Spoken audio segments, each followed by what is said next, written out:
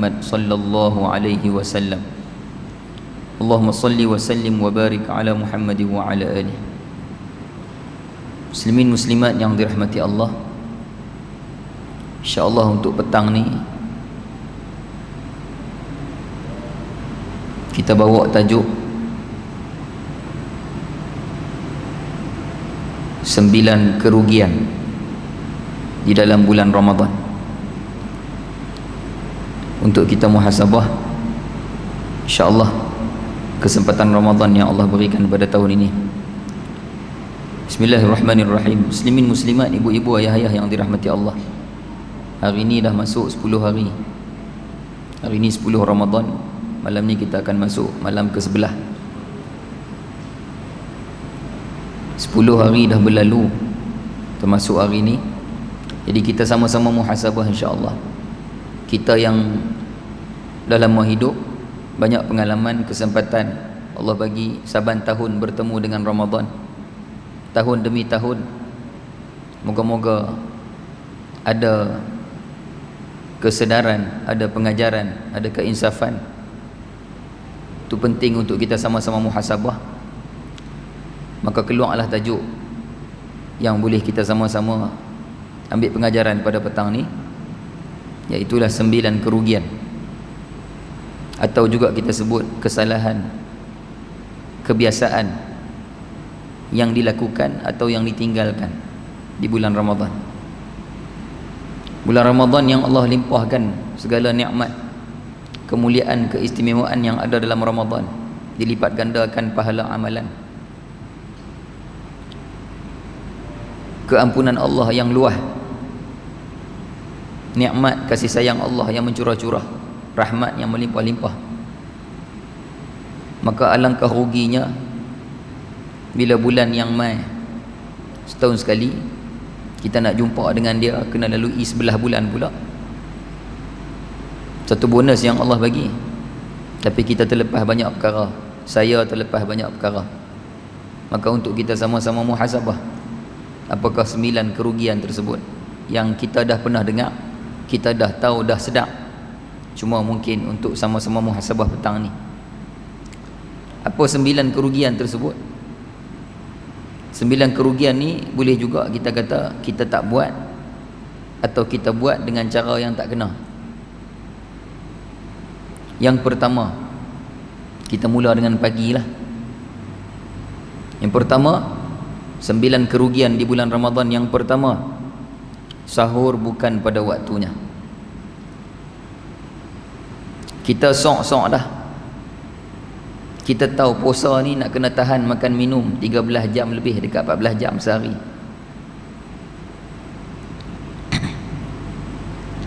Maka kita sangat jaga-jaga dengan sok. Yang sebelum ni kita tak berapa nak jaga-jaga pun, nak mangkit subuh.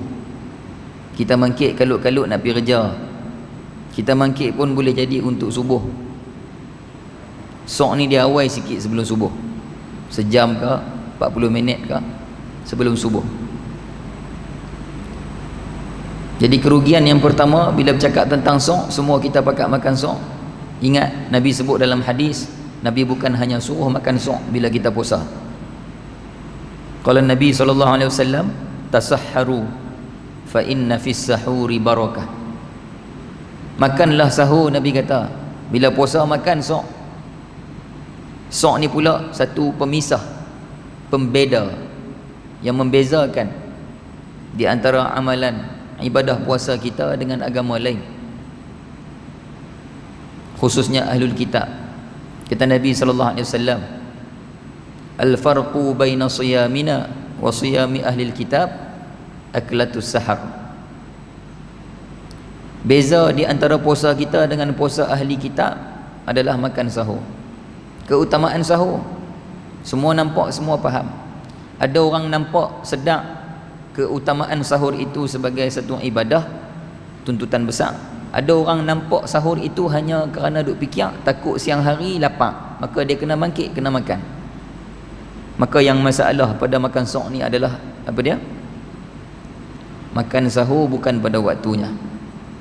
Kita mungkin kerja sampai lewat malam, Atau kita bukan kerja shift malam ke, tak bertugas apa pun, kita balik habis tarawih, witir, sambung pula tadarus, balik-balik adalah sikit-sikit apa nak kena buat, kerja-kerja hak siang hari, nak kemas tu kemas ni, file tu file ni pakai nak tengok, buka handphone pula, galik-galik tengok jam pukul 1 pagi.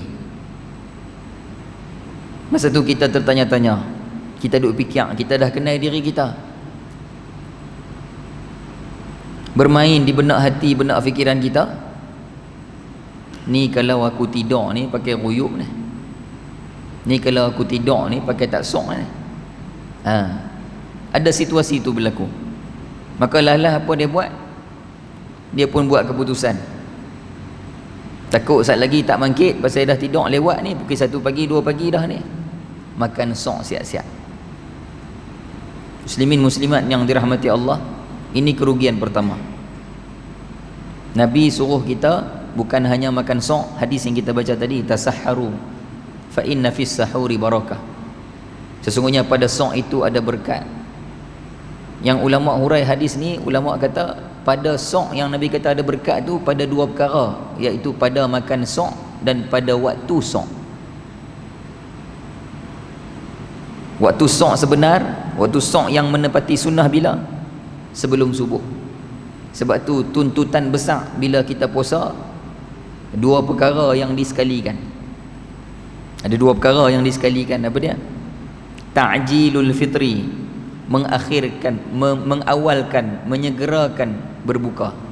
Ta'jilul fitri, bila masuk waktu maghrib buka puasa, tak kira duk buat kerja apa pun, oh sikit je lagi, duk lipatkan baju ke, ada 5 helai je lagi, tak apalah, perhabis lah. Jangan. Masuk waktu maghrib terus buka puasa. Tu tuntutan sunnah besar bila kita puasa, ta'jilul fitr. Kemudian wa ta'khirus sahur, akhirkan waktu sahur kita di hujung dekat dengan subuh, tapi janganlah akhir sangat sampai dekat-dekat dengan azan. Sebab tu adanya waktu imsak. Imsak tu hanya penanda waktu awasan untuk berjaga-jaga. Nak habaq kata nak subuh dah, imsak ni asal tak ada, tapi ulama ambil 10 minit sebelum. Diambil kira daripada sahabat Nabi Abdullah ibn Mas'ud radhiyallahu an. Dia baca Quran sebelum azan. Sahabat-sahabat dulu bila pagi-pagi depa duk makan sok sebelum subuh, depa dengar bunyi suara Abdullah ibn Mas'ud radhiyallahu taala anhu mengaji Quran, baca Quran. Depa dengar suara, depa tahu dah, Ibnu Mas'ud dah baca Quran, nak azan subuh dah, kita boleh ready dah nak berhenti makan sok. Dan Abdullah ibn Mas'ud dia baca Quran, sempat dia baca ayat berjumlah 50 ayat, lebih kurang 50 ayat Quran dia baca sebelum azan subuh. Maka ulama ambil 10 minit waktu imsak, dia ambil pada kadar ataupun agak-agak 50 ayat Quran yang dibaca, lebih kurang 10 minit. Jadi soknya pada sunnah itu hujung, ta'khirus sahur, akhirkan waktu sok. Kerugian pertama ni kita pakat muhasabah lah. Banyak berlaku kat anak-anak muda, banyak juga berlaku dekat student. Bila overnight jaga malam, buat kerja tu, study lah apa benda, duk buat tesis apa benda lah, assignment ke, tengok-tengok jam pukul 2 pagi, makan sok siap-siap. Kita lapar tak apa makan. Kalau lapar dah berjaga malam, perut ni kan orang duk tanya petua, makan malam ni tak elok. Waktu malam usus dia tak buat kerja betul dah. Our digestive system, sistem penghadaman kita, dia tak cerna dengan baik bila malam. Tu pakar pemakanan, dietitian, nutritionist pakat kata, waktu elok kalau nak makan malam hak berat ni, kalau boleh sebelum pukul 8, ada kata sebelum pukul 9. Lepas pada tu penghadaman kita tak betul dah, tak elok. Usus kita nak berehat, malam dia tak mau buat kerja sangat, sekadar ambil biskut, cicah ayak sikit lagu tu tak apa, jangan heavy, jangan makan yang berat. Maka orang tanya, macam mana nak mengelak daripada makan malam? Satu ya, tidur awal. Bila berjaga, perut lapar, Bila perut lapar mula minta makanan. Tak apa. Bila kata bulan puasa ni, kita nak sok, berjaga lewat malam lapar, nak makan. Makan lah. Dah nak makan, dah lapar, makan. Tapi jangan makan itu dianggap untuk kita punya sok. Betul tidak? Cuba juga bagi dapat bangun sebelum subuh untuk dapat makan sok dan berkat waktu sok sebelum subuh. Kalau dah kenyang dah, kata tadi pukul 2 dah belasah nasi kandang ke, pergi beratok tang mana ke, bangkit juga, bagi dapat juga sok, minum air dengan kurma sebiji pun jadi. Jadi jangan lepas kerugian pertama ini, iaitu takhirus sahur, mengakhirkan waktu sok, dah dekat-dekat dengan subuh. Yang kedua, berkaitan sahur juga. Sahur tapi tidak qiyamul lail. Sok bangun dah. Kita ni yang kata bulan Ramadan ni bulan tarbiyah, antaranya apa? Adanya sok. Bila bulan Ramadan kita puasa, bila puasa ni ada makan sok. Islam suruh puasa, tahan makan minum dekat 14 jam, 13 jam lebih. Ada hak panjang siangnya 16 jam, ada hak 15 jam, ada hak pendek siangnya 10 jam, ikut negara dengan kawasan masing-masing lah, macam mana bumi itu menghadap matahari. Jadi lama kita tahan siang hari nak makan, Islam suruh ibadah ni nampak macam menyeksa. Tak. Dalam Allah bagi suruh puasa tahan makan minum lama, ada di sana sok, makan sok. Bagus kita bangkit untuk makan sok. Yang kata Ramadan ni bulan tarbiyah, salah satunya yang kata waktu sok ni, bulan lain boleh jadi kita ni balok, saya ni balok, penyegan, tak bangkit untuk qiyamul lail, tak tahajud. Bulan lain kita bangkit untuk subuh ya terus, tu pun lepas dah setengah jam masuk subuh. Ada orang bangkit subuh tu kira pikir bangkit untuk nak pergi kerja, dia subuh pun hujung-hujung waktu nak masuk syuruk dah, nak cerah dah. Tapi mai Ramadan kita bangkit untuk sok, kita tak pernah dapat suasana macam tu. Alangkah ruginya dah bangkit untuk sok, hanya bangkit untuk sok sahaja. Ibu-ibu, kakak-kakak yang duk bertukang bersilat kat dapur, nak masak makan sok, nak perangat makan sok. Makanan hak nak buat makan sok tu, duk perangat lah, duk masak ke apa, jangan bangkit hanya tumpu kat situ. Bubuhlah dulu 2 rakaat pun cukup dah. Lepas tu pilah nak masak, nak perangat. Kalau bangkit kalut-kalut dengan masa, tengok tu kalut dah ni, kena tumpu untuk makan sok lah. Tak apa, bersiap untuk makan. Samalah suami, anak, isteri semua pakat duk makan, sebab dah bangkit-bangkit nampak lewat. Tengok-tengok jam 5.50, tengok-tengok jam 5.55, lagi 15 minit nak masuk subuh. Makan. Lama mana sangat nak makan? Dah habis makan, waktu masih ada, subuh tak masuk lagi, ada baki lagi 5 minit, baki lagi 3 minit. Semayang 2 rakaat, paling kurang. Kita tak pernah dapat kesempatan ni kalau kita di kalangan yang tak pernah buat qiyamul lail, bangkit 1/3 malam. Maka Allah bagi kesempatan, hikmah Ramadan, ada puasa, ada sok, kita bangkit untuk sok, dapat rasa suasana 1/3 malam. Selagi tak masuk subuh, selagi tu kita boleh tahajud ke, hajat ke, taubat ke. Ni kerugian yang kedua, iaitu bangkit sok saja semata-mata untuk sok. Kita tak rebut untuk qiyamul lail, mendirikan malam dengan solat-solat sunat, nawafil. Kita tahajud, hajat, taubat dan apa yang kita boleh buat. Tak semesti perhabis 11 rakaat. Tak mesti buat semua 2 rakaat tahajud, 2 rakaat ni tak. Wa minal laili fatahajjad bihi nafilatan laka asa ay yab'athaka rabbuka maqaman mahmuda. Bangun tengah malam terkejut pun bubuh 2 rakaat. Bangkit untuk kencing, bangkit sebab batuk banyak, batuk tak boleh tidur, bangkit sebab sakit belakang pukul 2-3 pagi, bangun terjaga tu. Bukan saja-saja Allah bagi kita terjaga, bubuh 2 rakaat, tak larat sangat tidur balik, tapi bubuh 2 rakaat. Maka kesempatan hak bulan puasa tu ada, kita bangkit untuk sok, bagi dapat. Suami buh lebih sikit, isteri duk bersilat kat dapur nak perangat makan sok, nak masak makanan sok. Tambah pula kita ketua keluarga, kan, InsyaAllah itu teguran untuk saya dan kita semua. Itu kerugian yang kedua, mangkit esok tapi tak qiyamul lail. Yang ketiga, membiarkan hari-hari Ramadan berlalu tanpa membaca Al-Quran. Muslimin muslimat, ibu ayah yang dirahmati Allah, bulan Ramadan tema dia Quran. Puasa-puasalah, rukun Islam kita, kefarduan kita, puasa wajib. Tema bulan Ramadan Quran. Bulan Rejab tema dia solat, sebab bulan berlakunya peristiwa Isra' dan Mi'raj. Nabi dapat pensyariatan kefarduan solat, dia bawa kepada umat dia, bawa kepada kita. Ada setengah-setengah negeri, saya duduk Kelantan lama, duduk Kelantan dulu, bulan Rejab dia ada satu tema besar, naik billboard, signboard, masjid-masjid, surau, jabatan-jabatan buat program, kempen besar-besaran oleh kerajaan negeri Kelantan. Sampai lah duk buat lagi. Bulan Rejab tu bulan solat. Bila kita duduk Ramadan, apa tema dia? Apa benda yang di antara kita nak pelebih, nak diimarahkan, nak dipestakan sungguh-sungguh? Baca Quran. Maka kerugiannya adalah hari-hari Ramadan berlalu, 30 hari ke 29 hari ke, kita biarkan tanpa baca Quran. Minggu lepas baca dah, jangan sebut lagu tu.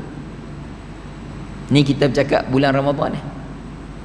Perkara ketiga yang kata rugi ni, hari-hari, maknanya setiap hari bagi ada baca.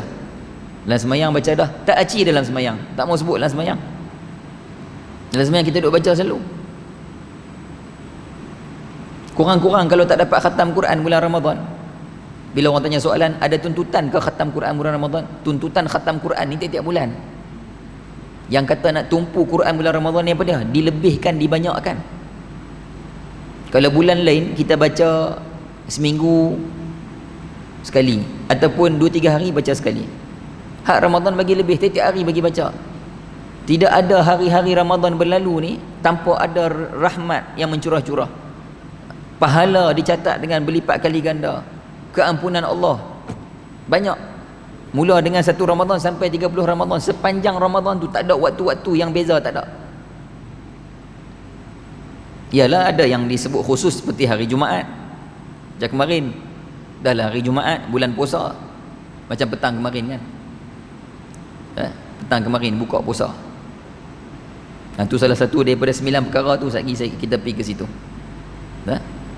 Siapa tumpu doa, Masya Allah, 3 perkara berhimpun dalam satu. Pertama hari Jumaat, yang kedua bulan Ramadan, yang ketiga nak buka puasa. Doa waktu tu Masya Allah, power doa masa tu.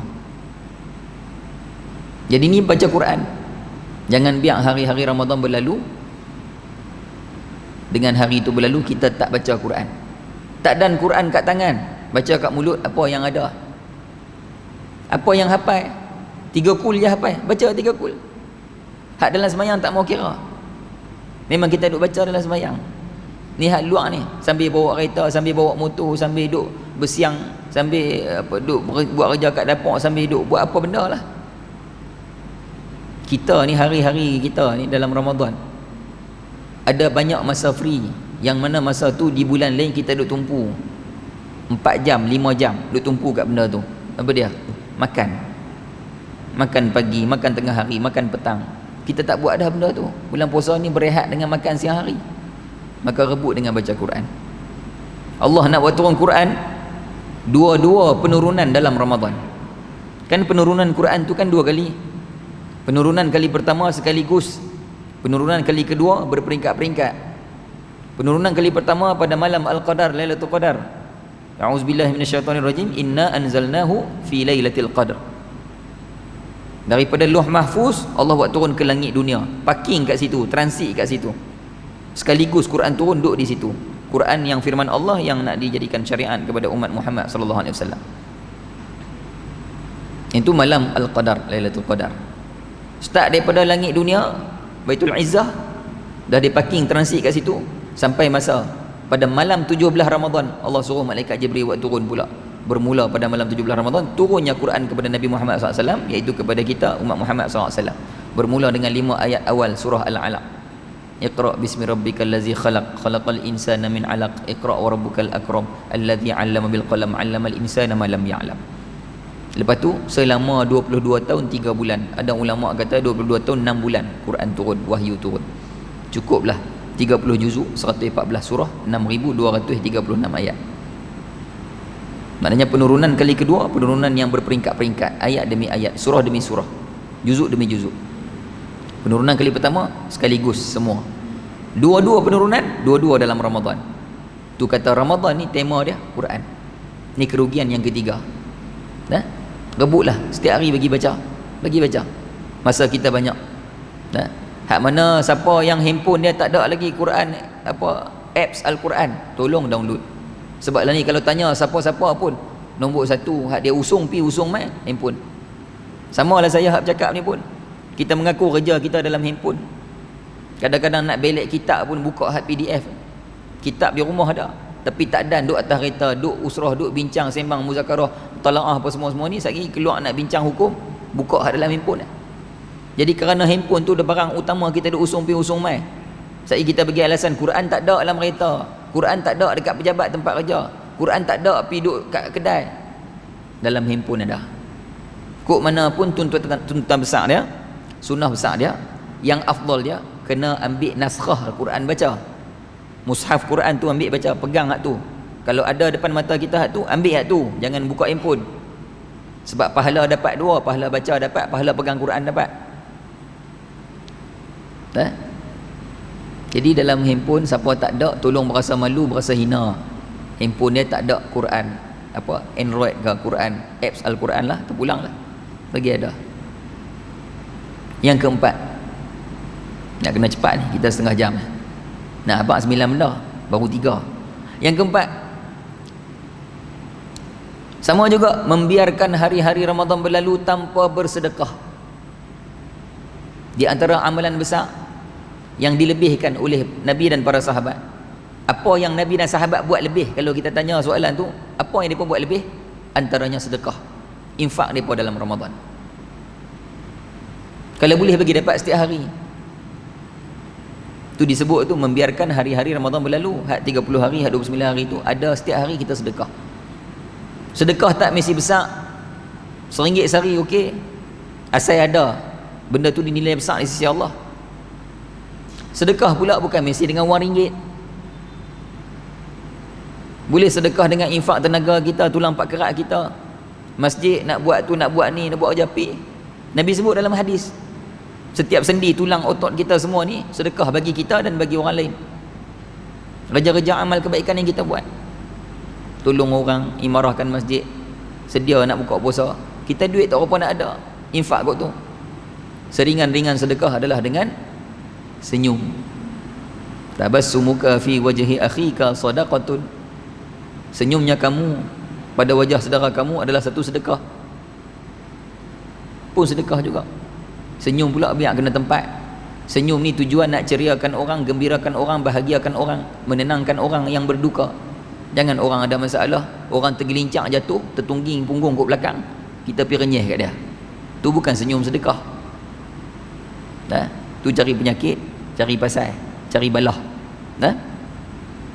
Tu yang keempat, membiarkan Ramadan berlalu, hari-hari Ramadan berlalu tanpa bersedekah. Yang kelima,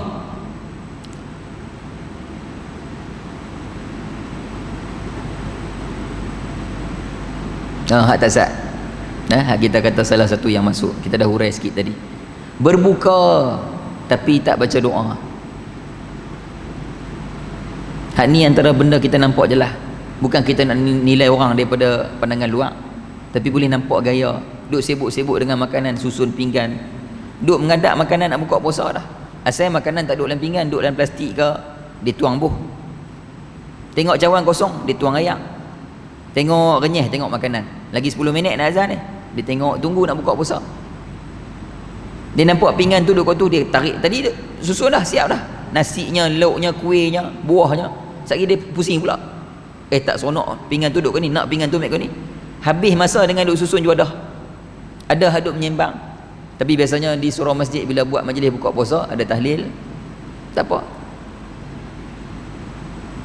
sekali dengan doa dah. Ni kalau di rumah ramai-ramai adik-beradik ke apa, kalau tak buat tahlil pun doa. Doa masa buka puasa ni penting, sebab tak ada kan, bila waktu puasa ni kan Nabi sebut di antara waktu yang Allah pandang sungguh-sungguh doa kita, waktu yang mustajab doa, waktu yang afdal doa, waktu yang utama untuk berdoa bila buka puasa. Bukan hanya buka puasa bulan Ramadan. Orang buka puasa waktu bila pun, puasa sunat ke, puasa nazar ke, puasa kafarah ke, selain daripada Ramadan, siapa nak buka puasa waktu tu doa dia mudah Allah angkat. Kita semua ada hajat, kita semua ada masalah masing-masing.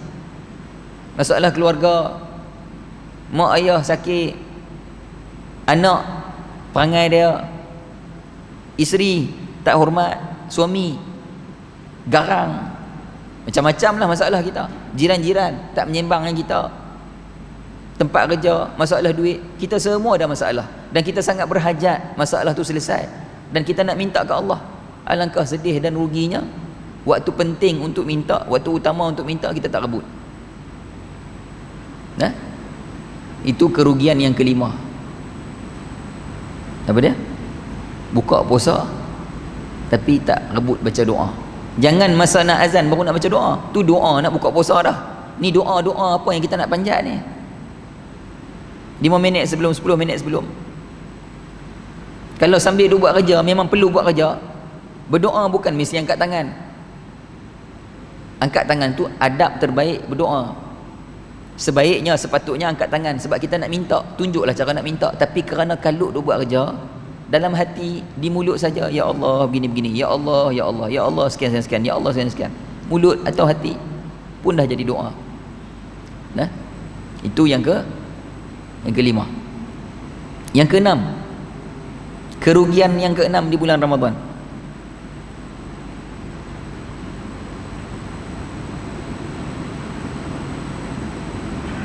buka puasa juga. Hak ni nampak macam simple. Ada orang kata tak perlu habaq pun benda ni, tapi pasal Nabi tegaskan benda ni. Apa dia? Buka puasa tapi tak buka dengan kurma. Hadis Nabi suruh makan kurma banyak, sangat banyak. Kurma salah satu buah yang Quran sebut. Quran sebut buah 6 ke 7 buah. Tumbuhan banyak. Kalau tumbuhan banyak Quran sebut. Kalau buah, ada ulama kata 5, ada ulama kata 6, ada ulama kata 7. Semua betul.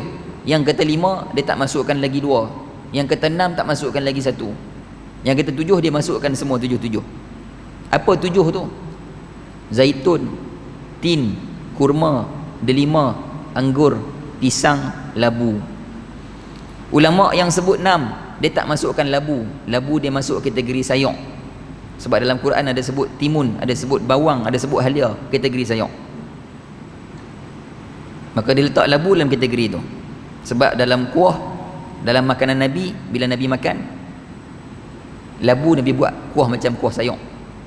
Ada lauk, ada macam sayur dia, labu. Labu kuah kan Nabi suka. Ulama yang kata 5 pula, dia tak masukkan labu dan tak masukkan pisang. Sebab dia nak cerita keutamaan buah yang hebat dalam Quran. Pisang pun buah, tapi pisang Allah cerita buah yang ada dalam syurga. Lagi 5 buah ni, zaitun, tin, kurma, delima, anggur, Allah kaitkan dengan kehidupan manusia. Dalam ilmu nutrisi, bidang pemakanan, 5 buah ini duduk dalam senarai 10 buah terhebat dan tertinggi khasiat di dunia. Kurma salah satu. Allah sebut 20 tempat kurma dalam Quran. Dengan fiber dia, dengan kandungan mineral, kalium, kuprum, banyak khasiat dalam dia. Bila buka puasa, Nabi tegaskan, Nabi sebut, Nabi suruh buka dengan kurma. Nabi suruh dahulukan kurma. Ibda'u bima bada Allah ba'din wa rasuluh. Mulakanlah, dahulukanlah dengan apa yang Allah suruh dahulukan atau Allah dahulukan, dan apa yang Rasul suruh dahulukan. Nabi kata bila buka puasa, cari kurma. Tak ada kurma, cari apa hak manis. Tak ada, dengan ayak pun jadi. Dalam hadis tu Nabi nak abang 2 perkara. Satu, apa yang afdal kita nak buka dulu? Nak buka puasa dengan apa dulu yang afdal? Yang kedua, sesusah mana pun kita, miskin mana pun kita, duduk dalam keadaan kebulak, tak ada makanan lagu mana pun, kita puasa tapi tak tahu nak buka dengan apa. Nabi nak abang dengan ayak pun, minum ayak pun dah kira buka puasa. Sebab ada orang susah, saudara se-Islam kita. Ingat kan pernah viral 3-4 tahun lepas kot, saya lupa dah, tak ingat. Dalam satu siaran live dalam TV, seorang tuan syekh Arab tu, dia buka soalan secara live lah, siapa nak tanya soalan. Tiba-tiba seorang pemanggil telefon tanya, wahai tuan syekh, nak tanya hukum, apakah hukumnya, sahkah puasa kami bila kami puasa kami tak berbuka? Tuan syekh tu terkejut, kenapa bila buka puasa, bila puasa tak buka pula? Kita puasa kan tempoh dia cukup subuh sampai maghrib, bila masuk maghrib kena buka, kenapa tak buka puasa? Orang yang bertanya tu kata apa?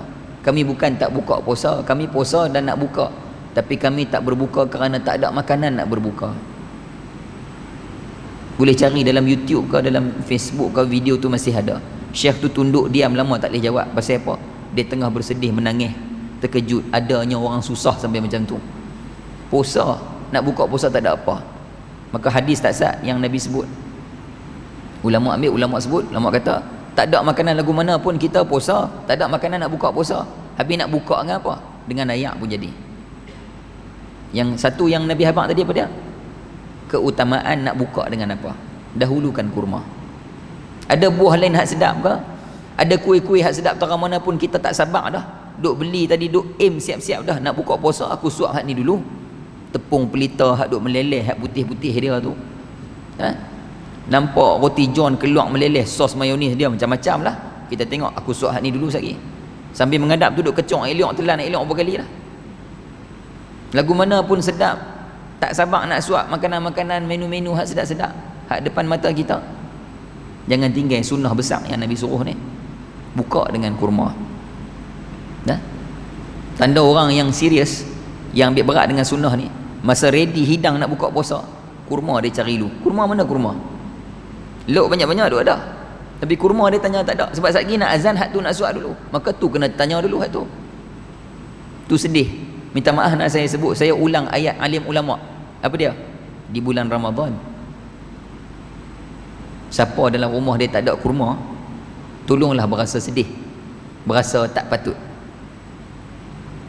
Ni ulama Lubnan. Minggu lepas saya tengok video tu, dia bersyarah bagi kuliah tentang Ramadan, keutamaan. Bukan dia nak, dia pun sebut, bukan kita nak ajak kurma tu dengan Ramadan, bulan lain pun kena makan. Nabi makan selalu, bukan bulan Ramadan saja. Kita ni asal Ramadan kurma, asal Ramadan kurma, asal kurma Ramadan tak.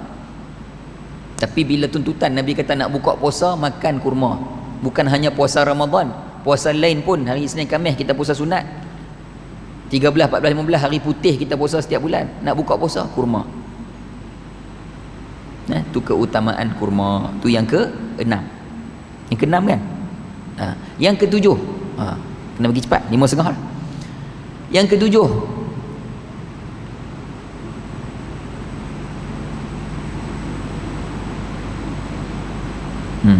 nak sebut 9 perkara tapi lupa. Yang ke-7, dia pergi ke malam pula. Malam apa dia? Okay. Yang ni semua faham, pernah dengar selalu, kena beletiak selalu tajuk ni, tapi dia ada sekali kita sebut lah dalam 9 perkara ni. Apa dia yang ke-7? Berjemaah tarawih tapi tidak berjemaah solat fardu. Yang ni kena masuk sekali, sebab yang ni jadi adat besar dah. Kita nampak ada orang semangat malam-malam tu, kadang tu dia tak pulun piawai pun untuk isyak. Dia seolah bayang dalam kepala dia, tak apa, tak ada nak isyak, tak apa masbuk isyak. Sebab dalam kepala dia apa dia? Yang penting semayang tarawih ramai-ramai. Baguslah, daripada tak main masjid langsung, dia main lah semayang, pakai segak-segak wangi-wangi, beli baju baru untuk main tarawih. Tapi kita kena faham, kena tahu, kena sedar. Mengaji bagi faham, bagi nampak. Kita akan nampak keutamaan berjemaah solat fardu berbanding solat tarawih, solat sunat. Dah jadi kebiasaan. kan? Waktu solat jemaah hak lain, waktu solat fardu yang lain tak ramai mana. Tarawih malam ni masya-Allah seronok. Kita bukan nak gunakan benda ni nak kata kat orang, downkan semangat orang.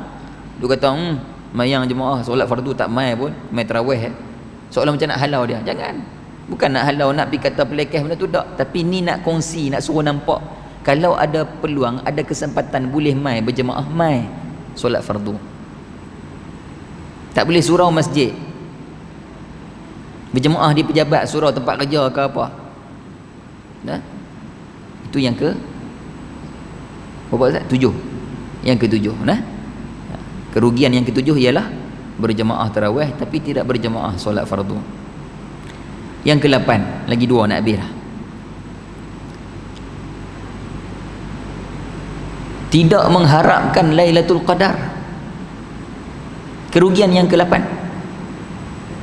Semua tahu hebatnya, spesialnya malam tu.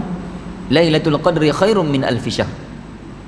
Allah sebut dalam Quran surah Al-Qadar, surah ke-97 juzuk 30. Inna anzalnahu fi lailatul qadr wa ma adraka ma lailatul qadr, lailatul qadri khairum min alfi syahr. Ayat ketiga. Malam Al-Qadar itu lebih baik daripada 1000 bulan. Malam tu spesial pasal apa? Rahmat Allah yang mencurah-curah. Doa kita Allah wajib berkenankan, Allah makbulkan, Allah mustajabkan. Quran turun malam tu. Inna anzalnahu fi lailatul qadr. Kami turunkan Al-Quran pada malam Al-Qadar. Spesial malam tu. Semua kita tahu. Macam sebut tak salah. Kita ada hajat, doa masing-masing nak minta macam-macam ke Allah. Tapi ada jenis manusia dia masuk bulan Ramadan, dia tak ada pun salah satu daripada yang dia nak buru, dia nak rebut, dia nak pulun adalah Lailatul Qadar. Ada. Tu setengah-setengah tu bila dah 10 malam terakhir tu, katalah malam semalam Lailatul Qadar. Tanda-tanda tu alim ulama ramai nampak melalui tanda-tanda yang kita dengar. Daripada waktu tengah harinya, pagi sampai ke petangnya redup, tenang, tak panas sangat, tak sejuk sangat, angin-angin sepoi-sepoi, suasana damai, tenang, macam-macam lah tanda-tanda boleh nampak. Maka tiba-tiba ada orang-orang soleh, ada bila orang-orang pergi jumpa Tok Guru tanya kan, Tok Guru pun sebut insya-Allah semalam adalah Lailatul Qadar. Contoh. Lepas tu berita tu pun sampai kepada orang yang golongan yang ke-8 ni. Oh tu no semalam Lailatul Qadar no. Oh ya ke? Tak apa. Dia lagu tu Dia tak bangun semalam, dia tak rebut, tak ibadah apa pun, tak buat apa pun, tak tumpu untuk rebut doa ke apa dipanjatkan kepada Allah, tidak. Tapi bila sebut kata semalam tu Lailatul Qadar, oh semalam no, oh tu lo patutlah rasa ni hari ni no. Dia macam tu Allahu Rabbi. Ni kerugian besar, kerugian yang ke-8. Tidak merebut, tidak mengejar, tidak meletak pengharapan untuk dapat Lailatul Qadar. Nak dapat Lailatul Qadar ni ulama kata seringan-ringannya tak bangun qiyamul lail pun, tapi kalau malam tu kita tumpu ibadah bersungguh-sungguh dengan cara ibadah yang utama yang kita buat yang rutin. Apa dia? Maghrib berjamaah, isyak berjamaah, tarawih dan witir berjamaah, pagi tu solat subuh berjamaah. Malam tu kita dapat Lailatul Qadar. Lailatul Qadar ni Allah nak bagi kat semua. Semua kita boleh dapat. Lailatul Qadar bukan mesti 1/3 malam. Ada orang bayang Lailatul Qadar ni kena bangun qiyamul lail. Maka akhirnya dia tak doa waktu maghrib, waktu isyak, waktu tarawih, waktu witir, dia tak doa. Dia biasa-biasa ikut amin amin amin amin. Dia tak ada doa dia sendiri. Sebab apa? Masa tu 10 akhir Ramadan dah. Kita tahu 10 akhir Ramadan ni Lailatul Qadar. Doa dia disimpan bila? Dia nak tak tengah malam waktu qiyamul lail. Dia bayang waktu tu. Bila Lailatul Qadar Allah nak bagi ni, yang doa mustajab ni, yang disuruh minta sungguh-sungguh doa pada Allah ni, bukan mesti pada waktu qiyamul lail tahajud kita. Sebab Allah kata Allah bagi pada malam. Bila sebut kata malam, bermula dengan maghrib, itu malam. Tu ulama kata seringan-ringan amalan untuk dapat malam Lailatul Qadar, yang Allah bagi pilih kita pun dapat, yang Allah pandang jika kita panjatkan doa pada Allah bila buat hak 4 tadi. Apa dia? Maghrib berjamaah, isyak berjamaah, tarawih dan witir, kemudian subuh berjamaah. Walaupun tak bangun qiyamul lail tahajud. Maka waktu maghrib pun kena doa, waktu isyak pun kena doa. Kita memang doa, maksud doa kat sini kita ada doa sendiri, kita tumpu minta pada Allah sungguh-sungguh. Masa berdoa, ya Allah andai ini malam Lailatul Qadar, minta. Kita semua dah bangun, Kita semua dah dapat malam tu, cuma tak ada kesungguhan merebut. Tu akhirnya dia pandang malam tu macam malam-malam lain. Bangun sembahyang, habis balik. Bangun pergi maghrib, isyak, tarawih, witir, tadarus, balik. Amalan malam tu dapat. Amalan dapat macam 1000 bulan. Dapat insya-Allah. Lailatul Qadr khairum min alfi syahr. Itu amalan, ni hak doa. Kan sesuatu amalan dengan niat. Kalau kita tak ada niat kata malam tu Lailatul Qadar, kan rugi. Tu yang ke-8, sikap untuk merebut. Kerugiannya adalah tidak merebut, tidak meletak pengharapan untuk beroleh Lailatul Qadar. Yang terakhir, yang ke-9, kalau ikut ada banyak, ada banyak. 9 ni mungkin yang utama. Kita buka cari banyak aja amalan-amalan kerugian-kerugian salah laku kita di bulan Ramadan. Yang ke-9 apa dia?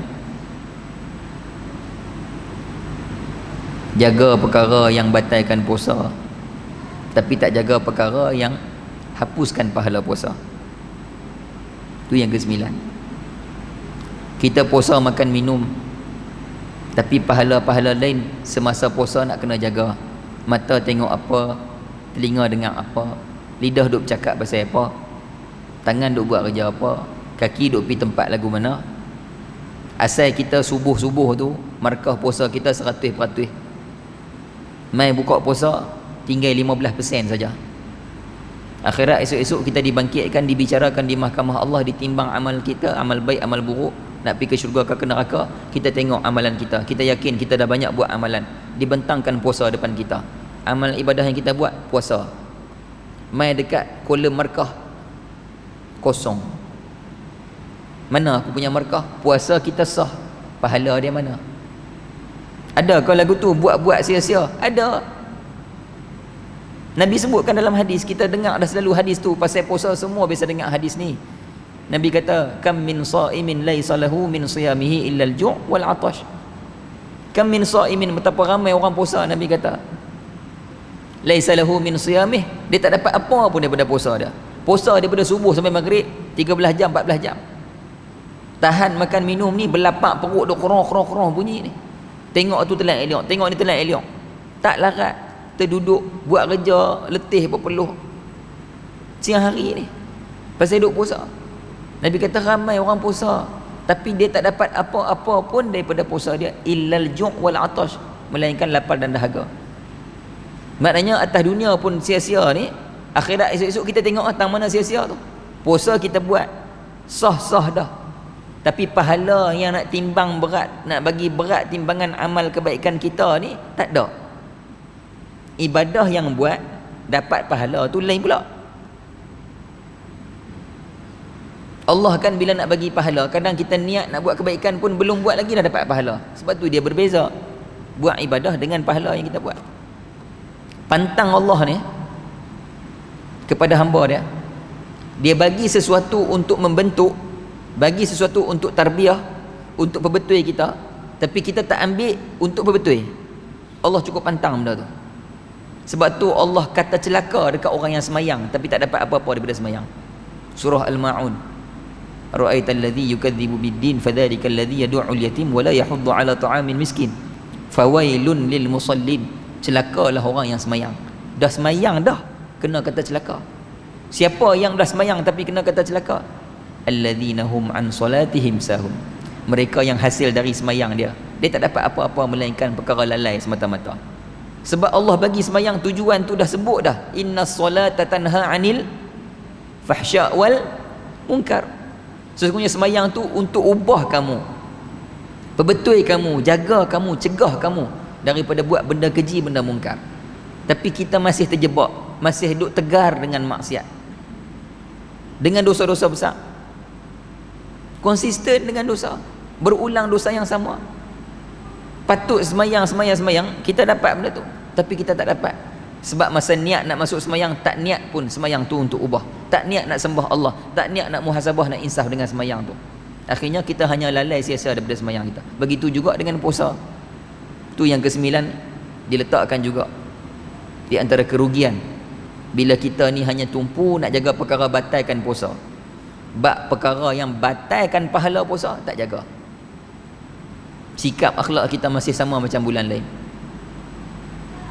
Masuk Ramadan, ingat ini bulan tarbiyah, madrasah, universiti kita, pusat pemulihan kita. Ni Ramadan. Sebab tu bila Allah bagi surah Al-Baqarah 183, kita duk apa selalu ayat tu, ya ayyuhallazina amanu kutiba alaikumusiyam kama kutiba alal ladzina min qablikum la'allakum tattaqun. Allah abang, aku bagi Ramadan, aku bagi puasa, kesempatan tempoh Ramadan puasa kamu duduk tu, la'allakum, ada hasil dia, ada tujuan dia aku bagi, supaya kamu berubah jadi orang bertakwa. InsyaAllah kita sama-sama muhasabah, ambil ibrah atas tajuk yang disampaikan pada petang ini, 9 kerugian atau salah amal yang kita buat di bulan Ramadan, yang kita mungkin pernah dengar dah, semua bisa dengar belakang ni. Cuma kita bawa jadi khusus tajuk pada petang ini, insyaAllah. Khususnya yang nak ambil pengajaran tu saya yang menyampaikan pada petang ini. Terima kasih pihak masjid untuk jemputan. Saya mohon maaf terkasar bahasa, tersalah bicara, termakan masa. Apa yang baik daripada Allah, yang buruk kelemahan diri saya. Wa ma asabani min hasanatin fa min Allah, wa ma asabani min sayyi'atin fa min nafsi. Bismillahirrahmanirrahim. Alhamdulillahirabbil alamin, wassalatu wassalamu ala asyrafil mursalin wa ala alihi wa sahbihi ajma'in. Allahumma anfa'na bima 'allamtana wa 'allimna ma yanfa'una wa zidna 'ilma warzuqna fahma bi rahmatika ya arhamar rahimin. اللهم بارك لنا في شهر رمضان الكريم، اللهم ارفع درجاتنا بشهر رمضان الكريم، اللهم اجعلنا من السعداء المقبولين ولا تجعلنا اللهم من الأشقياء المردودين. اللهم يا مقلب القلوب ثبت قلوبنا على دينك وعلى طاعتك وعلى سبيل دعوتك. اللهم أعنا على ذكرك وشكرك وطاعتك وحسن عبادتك. ربنا آتنا في الدنيا حسنة وفي الآخرة حسنة وقنا عذاب النار. صلى الله على سيدنا محمد وعلى آله وصحبه وسلم والحمد لله رب العالمين.